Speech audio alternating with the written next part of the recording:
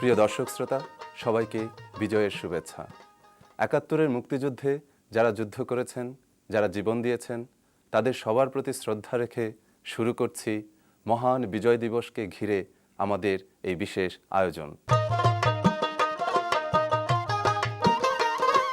এই অনুষ্ঠানে আমরা শ্রদ্ধার সাথে স্মরণ করব বাংলাদেশের মুক্তিযুদ্ধের সাথে সংশ্লিষ্ট সেই সকল মহৎপ্রাণ ব্যক্তিদের যাদের মাতৃভূমি বাংলাদেশ নয়। ১৯৭১ সালে পাকিস্তানি সেনাবাহিনীর হত্যা ও আগ্রাসনের বিরুদ্ধে মুক্তিকামী বাঙালির পক্ষে তারা দাঁড়িয়েছিলেন বন্ধুর মতো, স্বজনের মতো, শরীরের মতো। তাদের ভাষা, তাদের স্বর হয়তো ভিন্ন ছিল, কিন্তু বাংলাদেশের স্বাধীনতার পক্ষে তাদের সুর ছিল অভিন্ন। যেসব বিদেশি সুরীদের কথা আজ আমরা জানব, তাদের কেউ কেউ ১৯৭১ সালে পেশাগত কারণে বাংলাদেশে অবস্থান করছিলেন, আবার কেউ কেউ নিজের দেশেই মুক্তিকামী বাঙালির পক্ষে জনমত তৈরিতে সচেষ্ট ছিলেন। কেউ বা স্বাধীনতাকামী জনতার প্রতিরোধ, প্রতিবাদ এবং গণহত্যার খবর গণমাধ্যমে প্রচার করে বিশ্ববাসীর সমর্থন আদায়ের চেষ্টা করেছেন। মানবতার বিপর্যয় দেখে কেউ কবিতা লিখে, কেউ গান গেয়ে, কেউ বা সরাসরি আমাদের মুক্তিযুদ্ধে অংশগ্রহণ করেছেন। ১৯৭১ সালে টঙ্গীতে বাটা শু কোম্পানির ব্যবস্থাপক হিসাবে কর্মরত ছিলেন দ্বিতীয় বিশ্বযুদ্ধের একজন সৈনিক, অস্ট্রেলিয়ার নাগরিক WAS ওডারল্যান্ড। আমাদের মুক্তি সংগ্রামে দ্বিতীয় বিশ্বযুদ্ধে তার সামরিক প্রশিক্ষণ ও অভিজ্ঞতা কাজে লাগান। মুক্তিযোদ্ধাদের সশস্ত্র প্রশিক্ষণ দেয়া ও গোয়েন্দা তথ্য সরবরাহের মতো অসম্ভব সাহসী কাজ করে যান তিনি জীবন বাজি রেখে। তিনি বীর প্রতীক একমাত্র বিদেশি মুক্তিযোদ্ধা WAS ওডারল্যান্ড। নাট্য নির্দেশক ও মুক্তিযোদ্ধা নাসিরউদ্দিন ইউসুফ বললেন তার কথা। ১৯৭১ সালের মহান মুক্তিযুদ্ধে শুধু বাঙালিরাই যে যুদ্ধ করেছে তা নয়, বাঙালিদের পাশাপাশি আমাদের আদিবাসী, নৃগোষ্ঠী এবং ভিন্ন জাতিসত্তার মানুষ অংশগ্রহণ করেছিল। সবচেয়ে আমাদের যে তথ্যটি এই প্রজন্মকে আজকে উজ্জীবিত করবে সেটি হচ্ছে আমাদের মুক্তিযুদ্ধে একেবারে বিদেশিদের অংশগ্রহণও ছিল। যেমন WAS ওয়াডারল্যান্ড, যিনি ১৯৭১ সালে মুক্তিযুদ্ধে তার ভূমিকার জন্যে আমাদের বাংলাদেশ সরকার দ্বারা বীর প্রতীক খেতাবে ভূষিত হয়েছিলেন। তিনি যে কাজটি আমাদের জন্য করেছিলেন তা অভাবিত। তিনি একজন বিদেশি হয়েও পাকিস্তানি সেনাবাহিনীর এই নৃশংসতা দেখে নিজেকে আমাদের যুদ্ধের সাথে জড়িত করে ফেলেন। তিনি তার অবস্থানের কারণে বিদেশি হওয়ার সুবাদে পাকিস্তানি সেনাবাহিনীর উচ্চপদস্থ কর্মকর্তাদের সাথে তার যোগাযোগ ছিল। সেখান থেকে পাকিস্তানি সেনাবাহিনীর নানা রকম যে তৎপরতা, সেই তৎপরতার খবরগুলি তিনি পেতেন। সেটা কখনো নৈশভোজে, কখনো মধ্যাহ্নভোজে তিনি যেতেন, তাদের সাথে কথাবার্তা বলতেন এবং সেই তথ্যগুলো তিনি মুক্তিবাহিনীর হেডকোয়ার্টারে পাঠিয়ে দিতেন। শুধু তাই নয়, তিনি যেটা সবচেয়ে ইম্পর্ট্যান্ট কাজ করেছিলেন, জরুরি কাজ করেছিলেন আমাদের জন্য, সেটা হচ্ছে মিত্রবাহিনীর কাছে যখন আত্মসমর্পণ করবে পাকিস্তান সেনাবাহিনী এবং জেনারেল নিয়াজি, তখন হোটেল ইন্টারকন্টিনেন্টাল, বর্তমানে যেটা শেরাটন হোটেল, সেইখানে তিনি আলোচনাটা অংশগ্রহণ করেছিলেন। অর্থাৎ দুই পক্ষের যে আলোচনা হচ্ছিল, সেই আমাদের পক্ষ থেকে WAS ওয়াডারল্যান্ড পাকিস্তানি সেনাবাহিনীর সাথে এটি আলোচনার সূত্রপাত ঘটিয়েছিলেন যে কী করে মুক্তিবাহিনীর কাছে বা মিত্রবাহিনীর কাছে তারা আত্মসমর্পণ করবেন।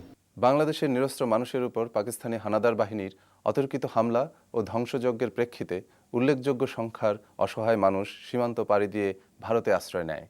প্রতিবেশী দেশে আশ্রয় প্রার্থী সেই সব ভয়ার্ত, ক্ষুধার্ত, স্বজনহারা মানুষের দুঃসহ জীবন দেখে কেঁদে ওঠে একজন ভিনদেশী কবির হৃদয়। রচনা করেন সেপ্টেম্বর অন যশোর রোড কবিতাটি। তিনি প্রখ্যাত মার্কিন কবি অ্যালেন গিন্সবার্গ। তার বন্ধু বাংলা ভাষার বিশিষ্ট কবি নির্মলেন্দু গুণ জানাচ্ছেন সেপ্টেম্বর অন যশোর রোডের রচয়িতার কথা। সেপ্টেম্বর অন যশোর রোডের মতো একটি দীর্ঘ কবিতা। আপনারা জানেন এই কবিতাটি ১৫২ লাইনের একটি কবিতা এবং ৪ লাইনের স্তবকের ৩৮টি স্তবক তিনি রচনা করেছেন এবং এই কারণে সমগ্র বাঙালি জাতি তার কাছে কৃতজ্ঞ। কারণ মুক্তিযুদ্ধকে নিয়ে এর চাইতে বড় কবিতা আমরা নিজেরাও কখনো লিখতে পারিনি এবং সেই কবিতা বিক্রয়লব্ধ অর্থ তিনি আমাদের শরণার্থী মানেদেরকে মধ্যে দান করেছেন, যাদেরকে নিয়ে কবিতা লেখা, যারা আমেরিকান এস্টাবলিশমেন্টের বিরুদ্ধে ছিলেন, যারা আমেরিকানের যুদ্ধবাজ আমেরিকার যে মানে চরিত্রকে বিদ্রুপ, ব্যঙ্গ বিদ্রুপ এবং তীব্র প্রতিবাদ করে তারা আমেরিকার আণবিক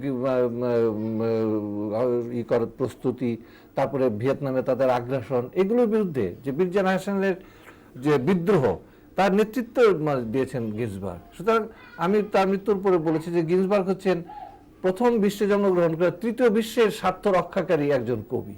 পাশাপাশি বব ডিলান, যে মানে হ্যারিসন, তারপরে সেই মানে ইয়ারা গান যারা গাইতো, সেই রক সং স্টার যারা ছিল, এই তাদেরকে সবাইকে নিয়ে কিন্তু গিন্সবার্গকে ভাবতে হবে সেই পটভূমিতে, 60 দশকের পটভূমিতে।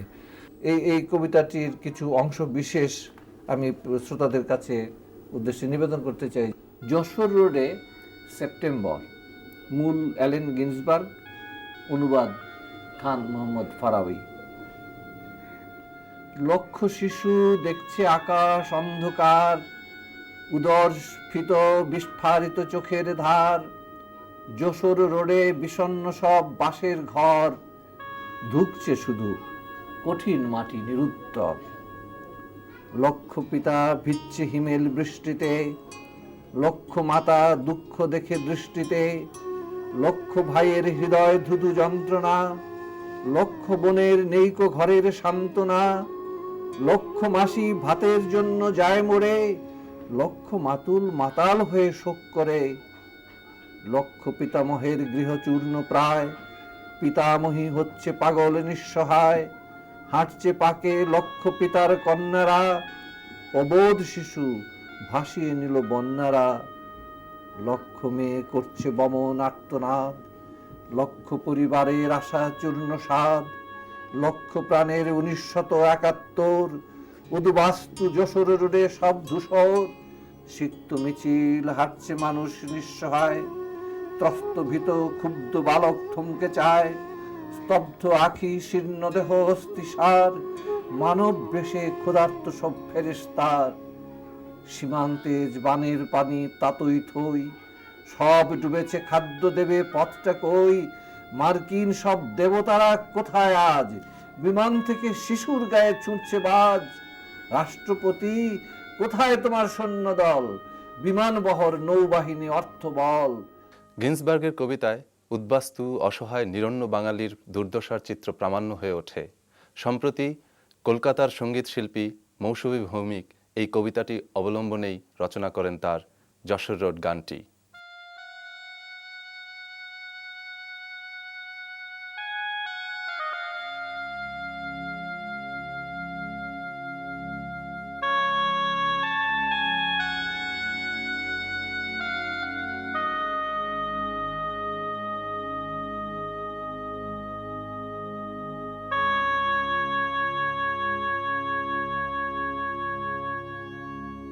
শত শত চোখ আকাশটা দেখে, শত শত শত মানুষের দল, যশোর রোডের দুধারে বসত বাঁশের ছাউনি। কাদা মাটি জল, কাদা মাটি মাখা মানুষের দল, গাদাগাদি হয়ে আকাশটা দেখে। আকাশে বসত মরাই স্বর্ণালিশ জানাবে, ওরা বলো কাকে ঘরহীনরা, ঘুম নেই চোখে, যুদ্ধে ছিন্ন ঘর বাড়ি দেশ, মাথার ভিতরে বোমার বিমান। এই কালো রাত কবে হবে শেষ, শত শত মুখ হয় কাতর। যশোর রোড যে কত কথা বলে, এত মরা মুখ আধ মরা পায়ে। 1901 সালের 3 নভেম্বর ফ্রান্সের প্যারিস শহরে জন্ম নেয় এক বিপ্লবী নাম আদ্রে মালরো। 71 সালের পাকিস্তানের বিরুদ্ধে বীর বাঙালির মুক্তিযুদ্ধে যুক্ত হয়ে পড়া ছিল আজন্ম বিদ্রোহী ফরাসি সাহিত্যিক আঁদ্রে মালরোর জীবনের শেষ রাজনৈতিক অংশগ্রহণমূলক কর্মকাণ্ড। বিশিষ্ট লেখক এবং ফ্রান্সের রাষ্ট্রীয় সম্মান লিজন অফ অনারে ভূষিত আঁদ্রে মালরোর ঘনিষ্ঠজন মাহমুদ শাহ কুরেশি জানালেন তার কথা। তিনি ছিলেন একজন জন্ম মুক্তির যোদ্ধা, আমরা বলতে পারি।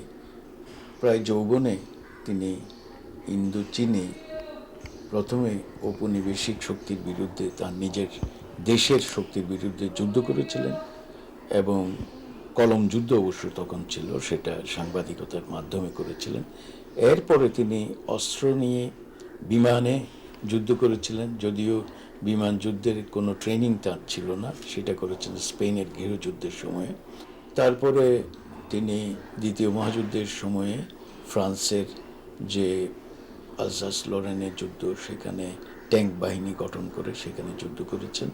যখন 1971 সালের সেপ্টেম্বর মাসে, আমার যদ্দূর মনে আছে 18 তারিখ সেপ্টেম্বরের, তিনি সেই ঘোষণাটা দিয়েছিলেন যেখানে তিনি বাংলাদেশের পক্ষে যুদ্ধ করার একটা ঘোষণা, একটা ট্যাঙ্ক বাহিনী গঠন করে তিনি এখানে যুদ্ধ করতে আসবেন সেই কথা বললেন। এবং সেটা বললেন দিল্লিতে, তখন একটা আন্তর্জাতিক সম্মেলন হচ্ছিল বাংলাদেশের পক্ষে, এবং সেই সম্মেলনে তাকে আমন্ত্রণ জানানো হয়েছিল। তিনি বললেন যে এইসব সম্মেলন করে কোনো লাভ হবে না, কারণ ততক্ষণে পাকিস্তানিরা আরও অনেক বাঙালিকে নিহত করবে, তার চাইতে আমাদের দরকার এখন সরাসরি যুদ্ধে অবতীর্ণ হওয়া। তখন একটা কথা শোনা গিয়েছিল যে আমেরিকা তার 7ম নৌবহর বঙ্গোপসাগরে পাঠাবে এবং পাকিস্তানের পক্ষে তারা কাজ করবে। সেই সময় তিনি আবার নিক্সনকে একটা কড়া চিঠি লেখেন, সেটাও কার্যকর হয়েছে বলে অনেকের ধারণা। এইভাবে আমরা দেখতে পাই যে মালরো বাংলাদেশের পক্ষে একটা বিরাট অবদান এবং সমগ্র বিশ্বে মিডিয়ার জগতে একটা আলোড়ন সৃষ্টি করেন, যেটা নিয়ে অনেক বইপত্র, অনেক লেখালেখি হয়েছে। 25শে মার্চ 1971 বাংলার নিরীহ জনগণের উপর হানাদার বাহিনীর অতর্কিত হামলার কথা আজ আর কারো অজানা নয়। এই অতর্কিত হামলা, গণহত্যা এবং মুক্তিযুদ্ধের অন্যান্য খবর দেশ বিদেশের বিভিন্ন সাংবাদিকগণ বিশ্ববাসীর কাছে তুলে ধরেন। এদের মধ্যে সংবাদ সংস্থা এপির ব্যুরো চিফ আর্নল্ড জেটলিন ও টেলিগ্রাফের সাইমন রিংয়ের কথা বিশেষভাবে উল্লেখযোগ্য। এছাড়াও Sydney Sandburg, Mount রোজারব্রাম, Anthony মাস্কাহান্স, Claire হলিংওথ ও আকাশবাণীর দেবদুলাল বন্দ্যোপাধ্যায়ের কথা সহ আরও অনেকের কথাই শুনব বাংলাদেশের মুক্তিযুদ্ধের ইতিহাস গ্রন্থ বাংলাদেশ 1971-এর প্রণেতা আফসান চৌধুরীর কাছে। 1970 সালের নির্বাচনের পরে আন্তর্জাতিক গণমাধ্যমে সাংবাদিকরা বাংলাদেশের ব্যাপারে বা পূর্ব পাকিস্তানের ব্যাপারে আগ্রহী হয়ে ওঠে। এর কারণ ছিল যে ওই নির্বাচনে যেভাবে বাংলাদেশের মানুষ একটি দল অর্থাৎ আওয়ামী লীগকে সমর্থন জানিয়েছিল, এটা কেবলমাত্র নির্বাচনের বিষয় ছিল না, এটা তাদের জাতীয়তাবাদী আন্দোলনের একটা প্রকাশ ছিল। 1 মার্চের পরে যখন পাকিস্তানের প্রধান সামরিক কর্মকর্তা ইয়াহিয়া খান সংসদ ডাকাটা মুলতবি করলেন, তখন বাংলাদেশে বা পূর্ব পাকিস্তানে গণ আন্দোলন শুরু হলো। এই গণ আন্দোলনটা তখন একটা খুব বিশাল আকার ধারণ করে এবং এই গণ আন্দোলনটা গণমাধ্যমের কর্মীর জন্য একটা আগ্রহী বিষয় ছিল এবং তারা সেটাকেও রিফ্লেক্ট করছিল, দেখাচ্ছিল। তারপরে 25শে মার্চে পাকিস্তান সেনাবাহিনী আগে পরিকল্পনা করেছিল যে তারা এইটাকে মানবে না, তারা আক্রমণ করে ব্যাপারটার সমাধান করবে। এবং তারা সেই সমাধান কল্পে যখন আক্রমণ করে, তখন তাদের একটা অন্যতম কৌশল ছিল যে গণমাধ্যমের, আন্তর্জাতিক গণমাধ্যমে যেসব কর্মী রয়েছে তাদেরকে তারা বন্ধ করে রাখবে এক জায়গায়, এবং তারা এই হোটেল এখন যেটা হোটেল ইন্টারকন্টিনেন্টাল, এখন যেটা হোটেল শেরাটন, ওখানে নিয়ে গিয়ে বন্ধ করে রেখেছিল। এর ফলে গণমাধ্যমের যারা ছিলেন তারা আরও বেশি ক্ষিপ্ত হয়ে উঠেছিল এবং এর মধ্যে আবার 2-1 লুকিয়ে গিয়ে, যার মধ্যে অন্যতম হচ্ছে সাইমন রিং, টেলিগ্রাফ পত্রিকার হয়ে উনি তখন দায়িত্ব পালন করছিলেন। তিনি যান এবং তাকে ওই হোটেলের কর্মীরাই নিয়ে গিয়ে তাকে বিশেষ করে শাখারিপট্টিতে গিয়েছিলেন তিনি এবং ওখানকার রিপোর্ট করেন। এছাড়া ঢাকা দেখেছিলেন এবং যখন তাদেরকে দেশ থেকে বের করে দেওয়া হয়, প্লেন করে পাঠিয়ে দেওয়া হয়, তারা যখন দেশে ফেরত যান, নিজেদের দেশে গিয়ে রিপোর্ট করেন, এই যে তাদের সঙ্গে যে ব্যবহারটা করা হয়েছিল এবং এই যে তারা লাশ দেখেছিলেন, গুলি শুনেছিলেন, কয়েকজন হয়তো প্রত্যক্ষ করেছিলেন কোনো ঘটনা, সেটা তাদের পক্ষে খুব প্রভাবিত করে। সামন ছাড়াও ক্লে হলিংওয়েথ ছিল, আরো অন্যান্য কয়েকজন সাংবাদিক ছিলেন যারা এটা করেছিলেন। সামগ্রিকভাবে দুনিয়ার মধ্যেই একটা তোলপাড় হয়েছিল এবং আন্তর্জাতিক গণমাধ্যমের ইতিহাসে এই সময়টা কিন্তু প্রধান রিপোর্টিং এর বিষয় ছিল বাংলাদেশের এই স্বাধীনতা যুদ্ধের ঘটনাগুলো। ওই সময়টা কিন্তু রেডিওর সময়, রেডিওর স্বর্ণযুগ, এবং সেখানে দুইটা তিনটা রেডিও খুব গুরুত্বপূর্ণ ভূমিকা পালন করছে। একটা হচ্ছে বিবিসি, একটা হচ্ছে আকাশবাণী ভারতের গণমাধ্যম, এবং একটা হচ্ছে স্বাধীন বাংলা বেতার কেন্দ্র। আকাশবাণীতে একটা কণ্ঠস্বর কথা আমাদের বলা উচিত, সেটা হচ্ছে দেবদুলাল বন্দ্যোপাধ্যায়। কিন্তু সময় খবরটা পড়তেন, দেবদুলাল বন্দ্যোপাধ্যায় খবরের জন্য সবাই অপেক্ষা করত, এবং তিনি যখন পড়তেন মানুষ শুনতো এমন ভাবে যে এইটাই হচ্ছে আসল ঘটনা। বিশ্বখ্যাত বেশ কজন শিল্পী গান গেয়ে বাংলাদেশের মুক্তিযুদ্ধের পক্ষে সংহতি প্রকাশ করেছিলেন। তাদের মধ্যে জর্জ হ্যারিসন, বব ডিলান এবং আমেরিকার লোকশিল্পী জোয়ান বায়েসের নাম বিশেষভাবে উল্লেখযোগ্য। প্রিয় দর্শক, মুক্তিযুদ্ধের সমর্থনে জর্জ হ্যারিসনের কনসার্ট ফর বাংলাদেশ, জোয়ান বায়েস এবং বব ডিলানের মতো শিল্পীদের সঙ্গীতে সংহতির কথা শুনব আমরা ডক্টর আসফার হোসেনের কাছে।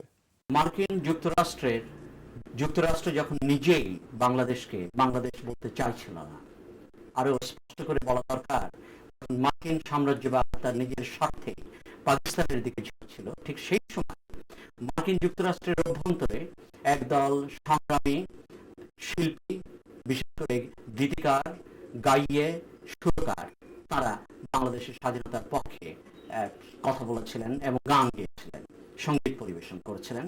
এবং এদের মধ্যে প্রথমে যার কথা বলতে হয় তিনি হচ্ছেন একাধারে গাইয়ে, সুরকার, গীতিকার এবং অ্যাক্টিভিস্ট জন বায়েস। তিনি গানটি বাংলাদেশের জন্য, বাংলাদেশের স্বাধীনতা যুদ্ধের পক্ষে তিনি রচনা করেছিলেন। সেই গানটির নাম হচ্ছে সং অফ বাংলাদেশ। এবং এই গানে আমরা লক্ষ্য করছি সে হচ্ছে যে বাংলাদেশ, এই একটি ছোট্ট গানে আপনারা লক্ষ্য করবেন যে বাংলাদেশ 19 বার উচ্চারিত হচ্ছে, বাংলাদেশ বাংলাদেশ বাংলাদেশ বাংলাদেশ। এবং এই পৌনপুনিক সামনে পৃথক রাষ্ট্রিক সত্তা হিসেবে বাংলাদেশের অভ্যুদয়ের প্রতি তাঁদের সমর্থন অবশ্যই আমরা লক্ষ্য করি। এবং একই সাথে এই গানে আরেকটি বিষয় গুরুত্বপূর্ণ, সেটি হচ্ছে যে আইন কিভাবে সন্ত্রাসী হয়ে দাঁড়ায়, যে সন্ত্রাস থাকে তার কাছে, এবং তার বিরুদ্ধে বাংলাদেশের মানুষ করে যে ইতিহাস রচনা করছে তারও আমরা সেই ইঙ্গিতটা আমরা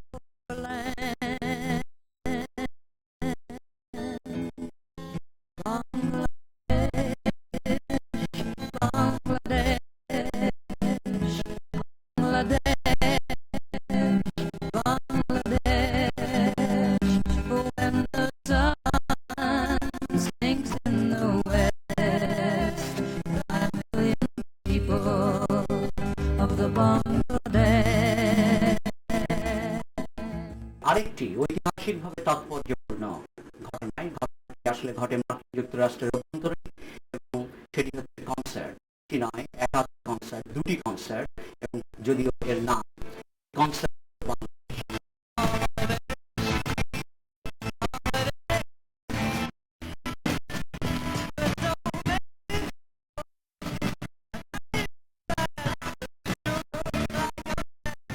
হ্যারিসন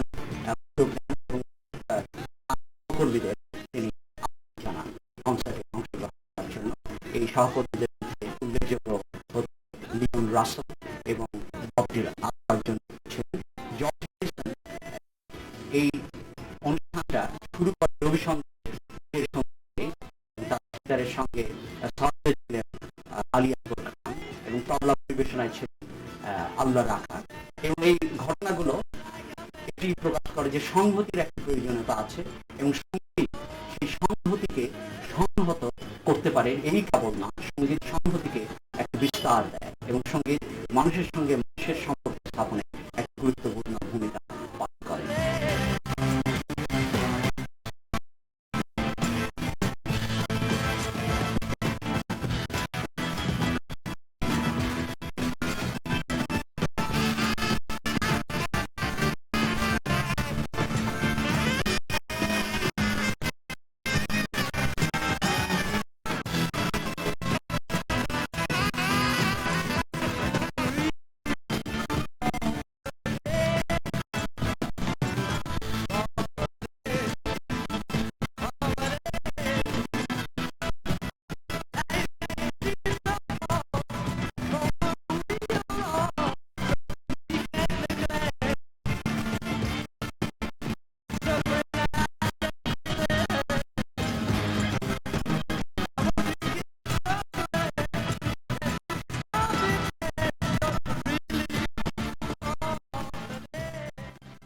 সুপ্রিয় দর্শক, আমরা অনুষ্ঠানের একেবারেই প্রান্তে চলে এসেছি।